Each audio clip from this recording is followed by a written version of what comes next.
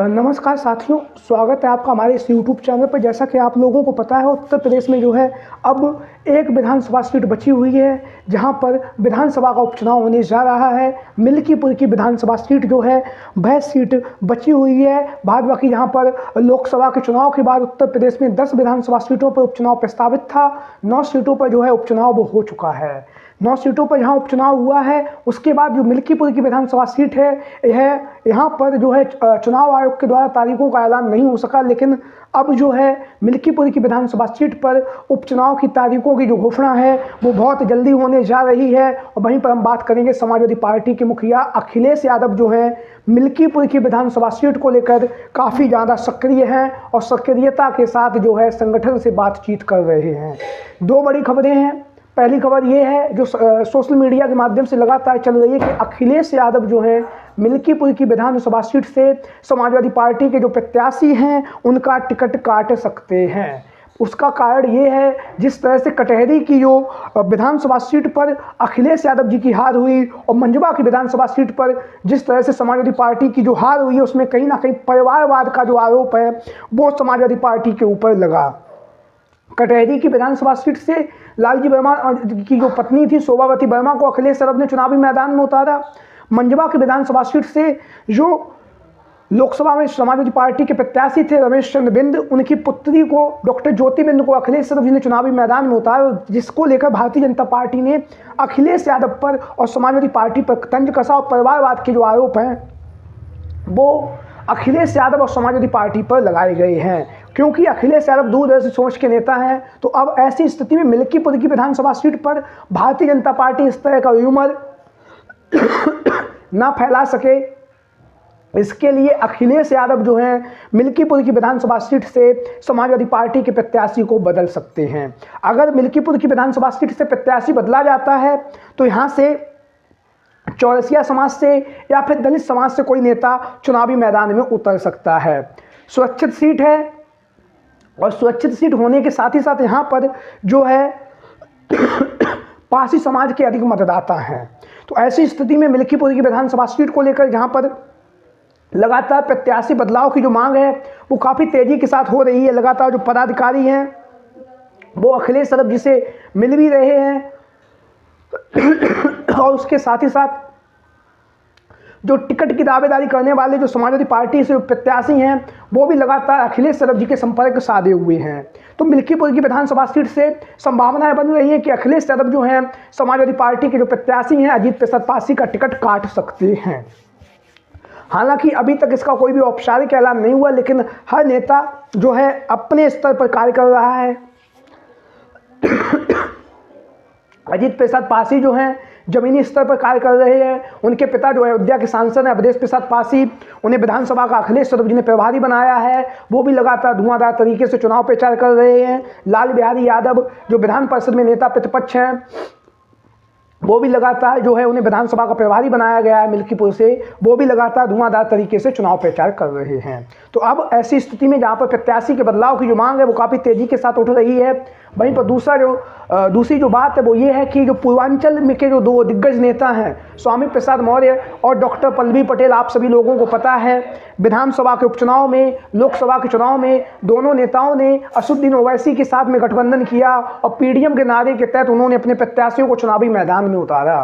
हालांकि ना ही स्वामी प्रसाद मौर्य चुनावी मैदान में जीत सके और ना ही जो डॉक्टर पल्लवी पटेल ने अपने प्रत्याशियों को चुनावी मैदान में उतारा था, ना ही वो चुनावी मैदान में जीत सके। सभी प्रत्याशियों की जमानत जब्त हो गई। उसके बाद विधानसभा का उपचुनाव हुआ और विधानसभा के उपचुनाव में भी पीडीएम के नारे के तहत पल्लवी पटेल ने असदुद्दीन ओवैसी की पार्टी के साथ मिलकर जो है चुनाव लड़ा और सभी सीटों पर, यहाँ पर उन्होंने पूर्वांचल की 3 सीटों पर अपने प्रत्याशी उतारे थे, फूलपुर, कटहरी और मंझवा। तीनों ही सीटों पर जो है पीडीएम के जो प्रत्याशी थे, पल्लवी पटेल के जो प्रत्याशी थे, उनकी जमानत जब्त हो गई। तो ऐसी स्थिति में अब जो है विधानसभा का जो चुनाव है वो भी आने वाला 2027 में विधानसभा का चुनाव है, जिसको लेकर अखिलेश यादव और भारतीय जनता पार्टी जो है अभी से तैयारियों में जुटे हुए हैं। वहीं पर डॉक्टर पल्लवी पटेल और स्वामी प्रसाद मौर्य को लेकर जो खबरें सामने चल रही हैं कि जो मिल्कीपुर की विधानसभा सीट है, यहाँ पर स्वामी प्रसाद मौर्य और जो है डॉक्टर पल्लवी पटेल जो है अपना समर्थन समाजवादी पार्टी को देने जा रहे हैं। उसके कारण ये है कि जो पल्लवी पटेल जी हैं वो भी जानती हैं कि 2 चुनाव लड़ चुकी हैं पीडीएम के नारे के तहत, लेकिन जनता ने उन्हें उतना वोट नहीं दिया जो उनके प्रत्याशी अपनी जमानत भी बचा लें। और पल्लवी पटेल जो विधायक है वो समाजवादी पार्टी से हैं। अपनी विधायकों को बरकरार रखने के लिए जो है डॉक्टर पल्लवी पटेल जो है 2027 के विधानसभा के चुनाव को मद्देनजर रखते हुए मिल्कीपुर की विधानसभा सीट पर समाजवादी पार्टी को अपना समर्थन दे सकती हैं, क्योंकि अगर वह समाजवादी पार्टी को अपना समर्थन देती है, समाजवादी पार्टी के पक्ष में चुनाव प्रचार करती है, तो ऐसी स्थिति में जो मिल्कीपुर की विधानसभा सीट जो है समाजवादी पार्टी अगर यहाँ से जीतती है तो कहीं ना कहीं जो है 2027 में सिराथू की जो विधानसभा सीट है जहाँ से पल्लवी पटेल वर्तमान समय में विधायक हैं समाजवादी पार्टी से, तो उनका जो टिकट है वो बरकरार रहेगा।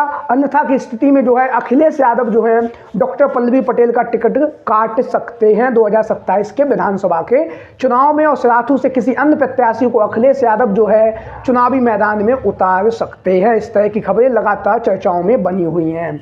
वहीं पर हम बात करेंगे स्वामी प्रसाद मौर्य को लेकर, तो स्वामी प्रसाद मौर्य पूर्वांचल की राजनीति में दिग्गज नेता हैं।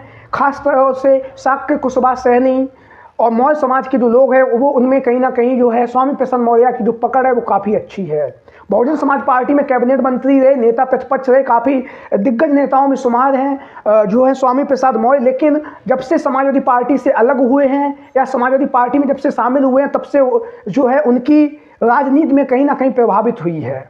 और जब से उन्होंने लोकसभा के चुनाव से पहले समाजवादी पार्टी का साथ छोड़ा तो उसके बाद उन्होंने अपना जो नेता जो विधान परिषद में नेता थे सदस्य थे उस सदस्य से भी उन्होंने अपना इस्तीफा दे दिया। तो कहीं ना कहीं अब उनकी राजनीति जो है ढलान की ओर जा रही है। तो ऐसी स्थिति में स्वामी प्रसाद मौर्य जो है अगर समाजवादी पार्टी को अपना समर्थन देते हैं मिल्कीपुर की विधानसभा सीट पर, तो आगामी समय में विधानसभा का जो चुनाव होने जा रहा है 2027 में, उसके लिए जो ऊंचाहार की विधानसभा सीट है वहाँ से स्वामी प्रसाद मौर्य या उनके जो पुत्र हैं उत्कर्ष मौर्य को अखिलेश यादव चुनावी मैदान में उतार सकते हैं। उसके 2 बड़े फायदे होंगे, समाजवादी पार्टी को भी फायदा होगा और जो है स्वामी प्रसाद मौर्य को भी फायदा होगा। समाजवादी पार्टी को फायदा ये होगा क्योंकि मनोज पांडे के खिलाफ अभी तक समाजवादी पार्टी के पास उतना मजबूत प्रत्याशी नहीं है। उत्कर्ष मौर्य 2 बार जो है मनोज पांडे के खिलाफ चुनावी मैदान में उतर चुके, महज 1000 से 1500 वोटों से वे चुनावी मैदान में हारे हैं।